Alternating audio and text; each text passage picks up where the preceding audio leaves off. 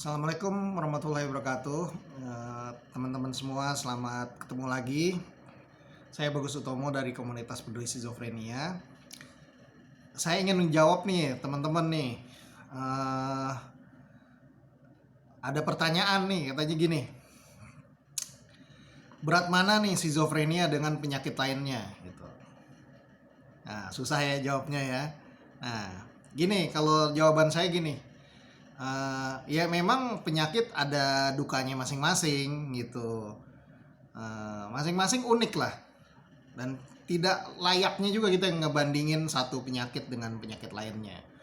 Atau ada yang nanya gini, skizofrenia sama bipolar berat mana ya Mas Bagus? Atau nyanyi dengan teman-teman sesama ODGJ deh, ya ada yang satu ya bipolar, skizofrenia, yang nggak bisa dibandingkan begitu aja gitu ya, karena berat ringan kondisi gangguan jiwa masing-masing orang juga berbeda-beda, sistem supportnya berbeda. Ada yang cepat pulih ya karena keluarganya mendukung, ada yang penyakitnya diagnosanya sama tapi kok nggak pulih-pulih ya karena keluarganya nggak mendukung ya, atau dianya juga gangguan otaknya juga sangat berat sehingga dia tilikan dirinya buruk banget, dia nggak mau minum obat. Nah jadi nggak bisa dibandingin gitu. Nah, skizofrenia kalau berat ya berat gitu. Ada yang sampai nggak bisa ngerawat diri, yang ngelayap tuh karena tilikan dirinya buruk, nggak mau minum obat, akhirnya ngelayap, hilang di jalan. Nah itu juga buruk kan nasibnya. Tapi pasien bipolar pun yang banyak yang berfungsi ada, tapi ada juga yang berat gitu, sehingga dia gangguannya itu menghancurkan hidup dia dan keluarganya juga, hubungan keluarganya hancur. Kadang ada yang KDRT sama keluarganya sendiri, sama anaknya sendiri. Itu kan juga berat gitu. Jadi nggak bisa dibandingkan apple to apple gitu. Apple sama ini durian nggak bisa ya gitu. Kadang masing-masing ada beratnya sendiri juga gitu. Terus juga ya kita namanya penyakit nggak boleh dibanding-bandingkan begitu, masing-masing ya ada kesulitannya sendiri gitu. Kecuali ya memang penyakit yang yang tidak ini, misalnya kayak flu bisa sembuh sendiri, ya tentunya kalau dibandingin sama skizofrenia berat skizofrenia lah, dibandingin dengan kanker ya pasti berat kanker gitu. Tapi kalau misalnya kanker sama skizofrenia berat mana, masing-masing itu punya beratnya sendiri, jadi nggak boleh dibandingkan gitu ya. Tetapi memang untuk gangguan jiwa nih ada sisi lainnya gitu. Misalnya gini, kalau kalau skizofrenia ini yang diserang kan dia otaknya gitu. Jadi dia bisa melumpuhkan seseorang gitu. Nah, orang lain ngelihatnya tubuhnya lengkap, kadang-kadang nyambung untuk fungsi-fungsi tertentu. Misalnya dia masih bisa ngerti duit, kadang-kadang hitung-hitungan, masih bisa tahu makanan enak gitu. Kadang-kadang dia masih ngerti cewek cantik, cowok cantik, cakep gitu, masih ngerti. Tapi untuk fungsi lainnya dia udah terganggu gitu. Bahkan ada juga yang bener-bener dia fungsinya mengakibatkan dia menjadi disabilitas. Contohnya yaitu saudara-saudara kita yang terlantar di jalan menjadi gelandangan psikotik. Tuh, mereka tuh udah putus dari realitas gitu, sehingga ngerawat diri aja dia nggak bisa gitu. Apalagi dia berinteraksi dengan dunia luar, nggak ngerti dia udah didominasi oleh halusinasi, delusinya, sehingga dia putus kontak dengan realitas. Dia tersita dengan realitas baru, yaitu delusi dan halusinasinya tadi. Sehingga kalau kita lihat banyak pasien skizofrenia yang udah menggelandang itu, ya gelandangan psikotik itu kebanyakan skizofrenia ya. Kalau kita perlu tahu gitu, yang disebut orang gila ya dan tanda kutip oleh masyarakat umum ya kebanyakan pasien skizofrenia gitu. Nah itu kalau nggak diobatin ya dia ketawa sendiri, ngomong sendiri, ngumpulin sampah, kadang dia pikul-pikul, di ikat-ikat, dipikul sama dia kemana-mana. baju udah compang-camping, kadang nggak pakai celana dan sebagainya, atau telanjang bulat. Nah itu kan kasihan gitu. Jadi dia tetap hidup, fisiknya itu masih mungkin kadang sehat, lengkap, nggak mengalami kecacatan fisik, tapi yang diserang otaknya yang tidak terlihat oleh orang lain gitu. Sehingga dia tuh kayak mohon maaf nih, jadi kayak zombie gitu, hidup tapi nggak hidup gitu. Jadi seakan-akan raganya dibajak oleh penyakit gitu, sehingga dia rawat diri juga nggak bisa gitu. Makanya kalau ada orang yang nuduh-nuduh ODGJ nyulik anak dan sebagainya, nggak mungkin gitu. ODGJ tuh dia putus dari realitas umumnya yang terlantar di jalan itu, sehingga dia nggak bisa memperdulikan dirinya sendiri. Susah di ini orang kita sebagai caregiver aja nyuruh ODGJ itu susah gitu, apalagi ada orang nyuruh dia melakukan kejahatan nyulik anak dan sebagainya. Itu nggak masuk akal. Kita nih yang hidup bersama orang dengan skizofrenia, nyuruh dia satu hal aja itu butuh perjuangan kadang-kadang gitu. Kalau sekarang banyak yang bisa pulih kembali, karena sekarang ini dengan adanya sistem BPJS itu orang begitu sakit dia langsung ke layanan kesehatan. Jadi riwayat pemulihannya bagus.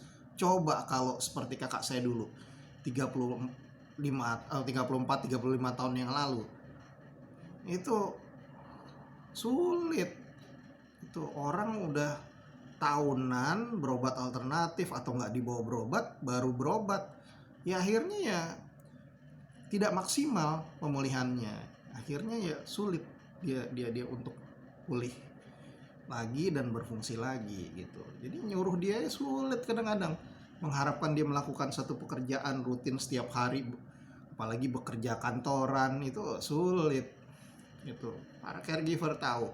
Makanya kalau ada orang yang nuduh-nuduh ODGJ itu, wah bisa milik anak lah, gini-gini, dijual lah, ya omong kosong itu ya.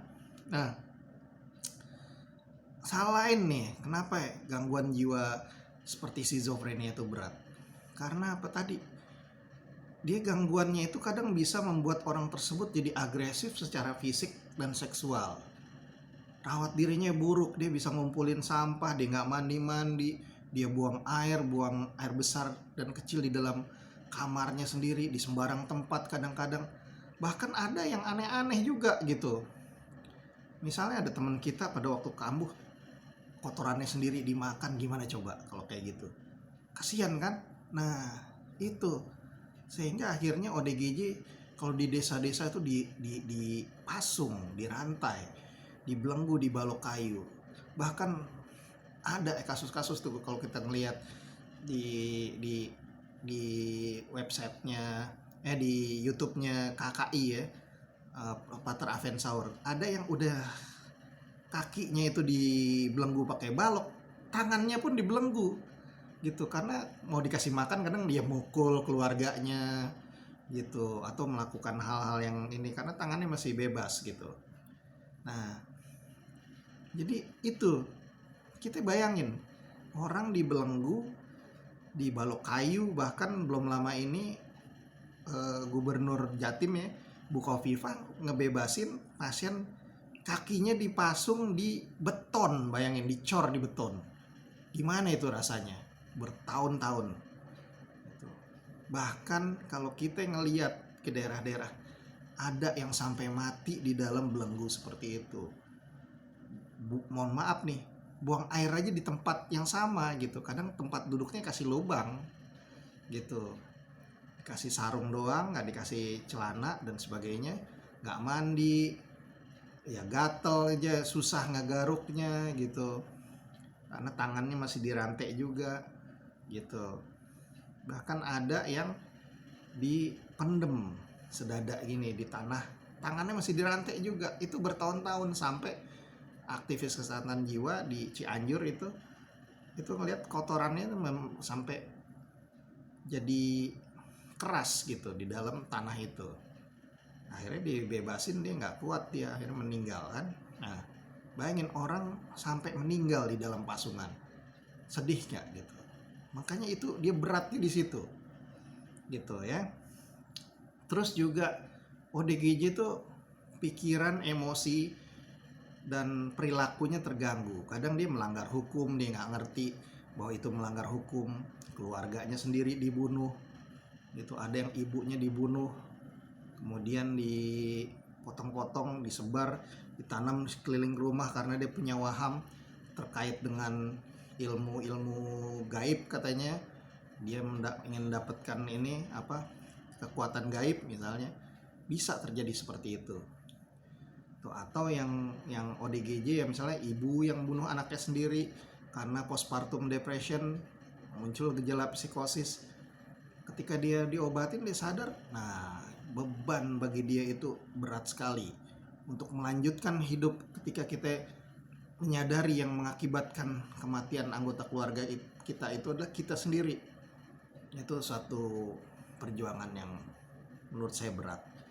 Dia harus menemukan alasan lagi, alasan apa ya supaya saya bisa tetap merasa hidup saya ini layak untuk diperjuangkan, layak untuk dilanjutkan. Sungguh tidak mudah di situ ya. Nah, kemudian juga gini apa,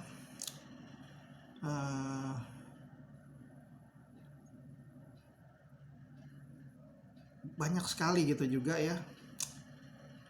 Ketika ODGJ tadi terganggu, otaknya tuh berat, dia melakukan kejahatan-kejahatan yang sangat di luar nalar gitu, dan itu dianggap sangat kejam gitu bagi orang umum. Contohnya ada yang dulu kasus, saya sempat sampai diundang ke TV tuh, diwawancara. Dia tinggal sama ibunya berdua, tapi dia nggak diobatin ini. Akhirnya ibunya nggak tahu dia meninggal karena tua atau gimana. Akhirnya ibunya dimutilasi. Nah, masyarakat cuma bisa menghakimi tapi tanpa memahami bagaimana penderitaan ODGJ ini. Dia nggak sadar dirinya sakit, dia putus dari realitas, tenggelam dalam halusinasi dan delusi. Kemudian gimana juga menjadi keluarganya, jadi si ibu yang harus bertahan sampai tua, sampai dia lansia, sampai dia kena stroke sendiri, hidup dengan ODGJ yang tidak diobatin. Jadi penderitaannya luar biasa itu ya.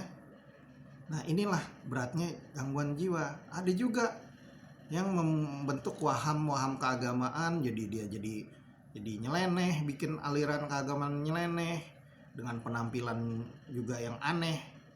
Terus kemudian juga ikut agama yang radikal, akhirnya jadi aneh juga. Terus kemudian juga semua dampak penyakit ini mengakibatkan munculnya stigma gitu. Kalau penyakit fisik bisa dilihat oleh orang ya, ketika dia sakit dirawat inap banyak orang jenguk gitu, banyak orang jenguk peduli.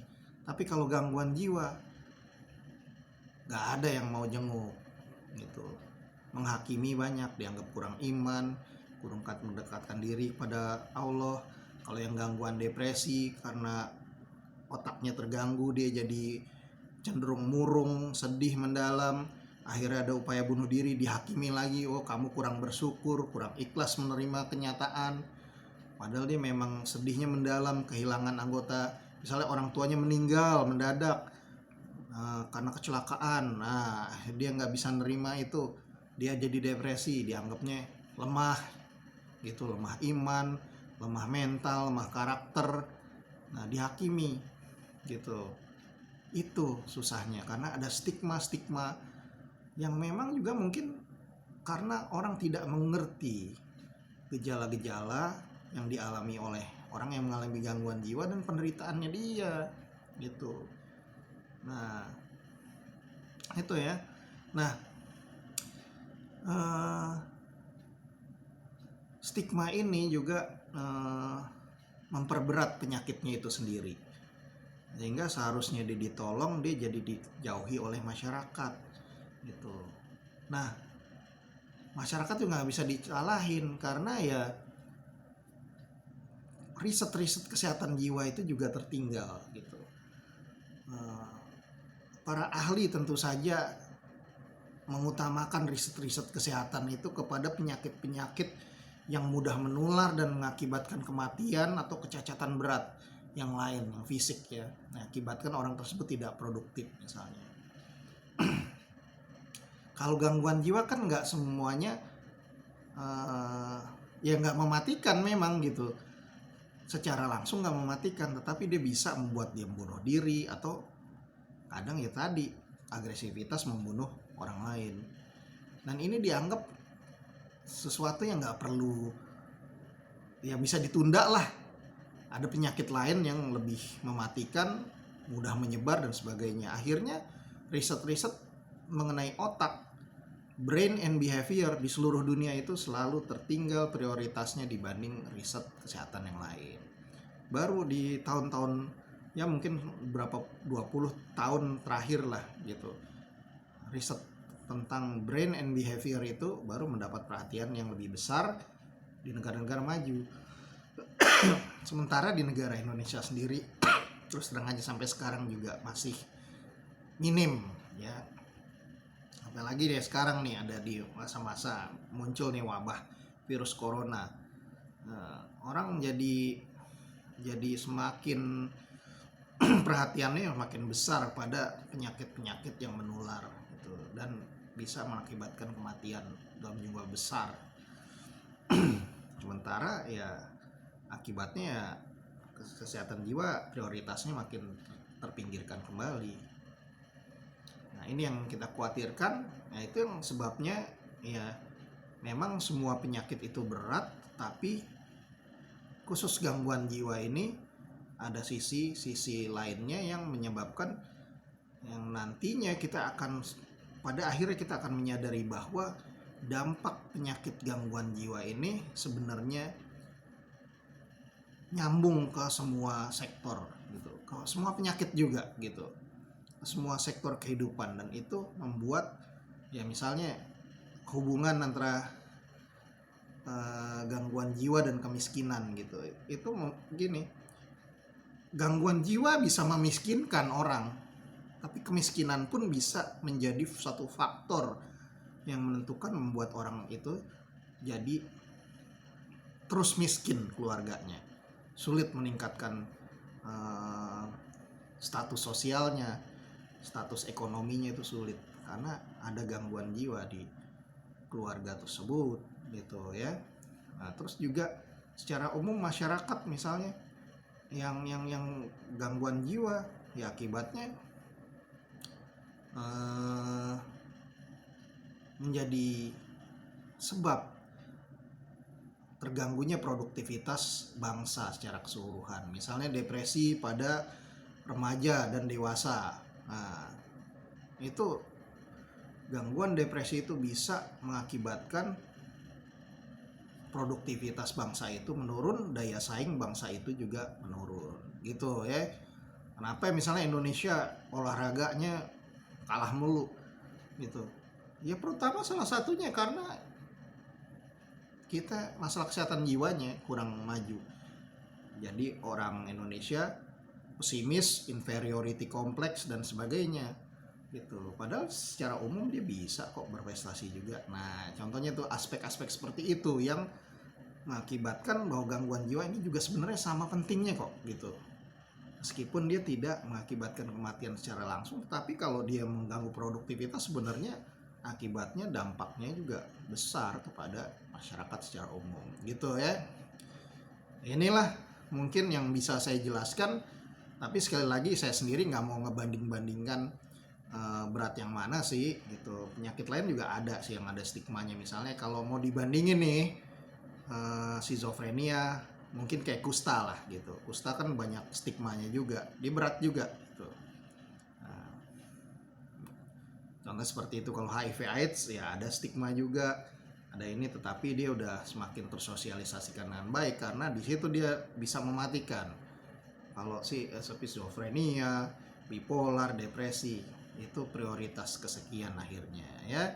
Jadi sekali lagi saya pribadi nggak ingin banding-bandingkan masalah berat yang mana, itu sesuatu yang sangat subjektif bagi orang yang mengalami atau keluarganya ya.